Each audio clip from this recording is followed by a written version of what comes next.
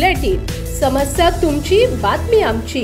रांजणी येथील ग्रामदैवत श्री नरसिंह महाराजांच्या मंदिराच्या जीर्णोद्धाराचे काम लोकसहभागातून पूर्ण। या कामासाठी ग्रामस्थांनी लोकवर्गणीतून तब्बल 2.5 ते 3 कोटी रुपये उभे केले। भाविक भक्तांकडून देखील उत्स्फूर्तपणे देणग्या दिल्या जात आहेत। रांजणी गावामध्ये 300 वर्षांपूर्वीचे नरसिंह मंदिर आहे। सन 1979 मध्ये ग्रामस्थांनी या मंदिराचा जीर्णोद्धार केला होता। त्यानंतर आता पुनश्च त्याचे काम ग्रामस्थांनी हाती घेतले।